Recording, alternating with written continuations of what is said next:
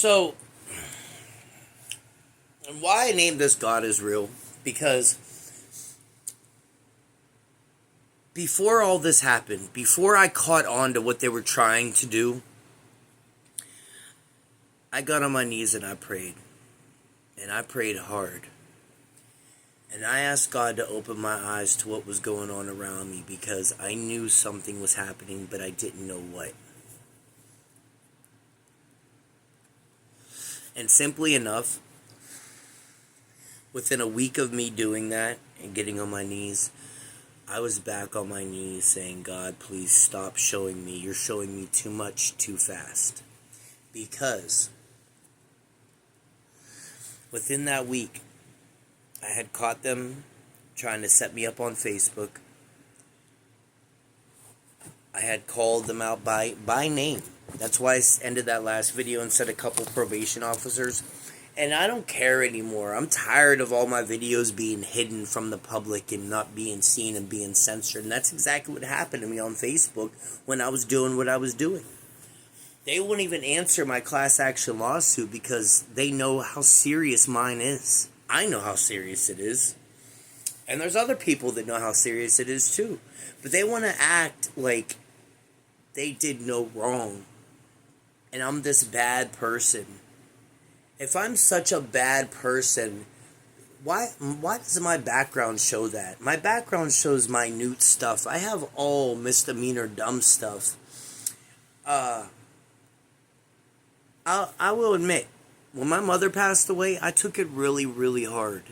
And I started doing a lot of heavy drugs. Things that I'd never done before. And I went off the deep end mainly with cocaine and opiates. I'm not happy with the way that I chose to go, but I'm older now and I understand it more now, and then I didn't care to understand anything. My mother was murdered. I didn't care how anything happened. I didn't care if I died. I actually had somebody rob me at gunpoint about 3 or 4 months after her passing, and he aimed the gun right at me. Or no, he didn't aim it at me. He aimed it at the girl that I was dating at the time who was sitting next to me. And he started counting down from 5 with the gun aimed at her, and I leaned in front of her. And at that moment, the other guy that was there with us, he threw out like almost a pound of weed. Or he threw out money in his pocket. They had already taken the weed. He threw out the rest of the money in his pocket, which was like $500. Said, that's all we got, just go. Me at the time, when he aimed the gun at me the first time, I stood up. Gun aimed right at my chest, and I said, I don't fucking have anything. I don't have nothing, I told him. Underneath the couch I was sitting on was about almost $1,000 and about 3 or 4 grams of cocaine sitting right underneath me. But I wasn't giving it up. I didn't care to. I would have rather died than give it up, because just the way my life was at the time, I was so careless. At that time, I didn't know what really happened to my mother. I just knew that she was murdered. And I didn't take it the right way. And then just a few months after that, my stepdad comes and tells me he did it and how he did it. And then I go to the police department and tell them, and even till this day, they won't give me the DNA results. I know that there's ways to go about that, with a lawyer and stuff. I don't have money for that. I don't have money for a lawyer. I can barely survive in this world.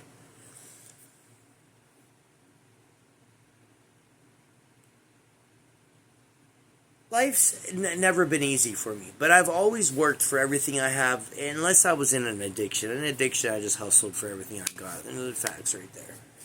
But, so, when they decided to do what they did, though, to me and Jody, they made it look like the motorcycle club thing was real. And they figured this. They'll take Jody out because he's a piece of shit. And how I got wrapped up in that, though, is simply because of my son. And his mom. And her new family. And her husband and all that. They hate me so much that they want anything for me to be wiped off this planet. Or in prison. They would love that. They tried so hard. But I wonder if they told how many people knew why they had me tied up in it the way they did. And you know what was so funny about it? So he is out of the motorcycle club.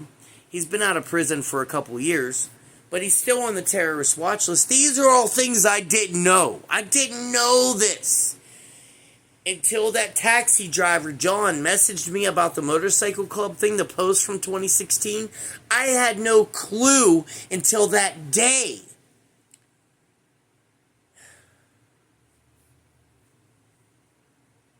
I didn't have a clue about most of it still until my mother's birthday in 2023 passed. She passed away, of course, in 99, but in 2023 on her exact birthday, I seen some funny thing. I was off probation, everything. Nobody should have been doing anything to me. But I saw funny stuff going on my Facebook after I was strangely introduced to somebody who, for a quick moment, got me hooked on cocaine again. Very strange how that came about. But that could be another time. I've told that story. I'm telling you, I have this whole thing, the way it went down is just not, it's not right. They broke my HIPAA law. They definitely went against anything I was as a human, as a United States citizen, human being. They didn't care about none of it. And they figured since so many people hated Jody, and I have this family people that hate me, and I'm sure there's law enforcement, it's not just them, there's law enforcement that hated me too. Like Westcott didn't like me. I don't know where he's at in law enforcement now, but in 2004 they tried to get me wrapped up in a dope case where some crackhead they had dealing or setting people up tried setting me up, and I was taking care of her son. And she has me get fake pills one day that she says are ecstasy. And she's like, I'm going to meet up with this guy. Just give him back to us and we'll give you the money. And then you split the money with me and we'll go about our ways. And that's exactly what happened. So I meet up with her at the Buell Club parking right over here. I meet her at the Buell Club parking lot in a van. She's with some guy. And I give him these pills in his cellophane bag. And he looks at him. He's like, yeah, okay, cool. You know, they give you the money. And I split it with her later on that night. And that was the end of that.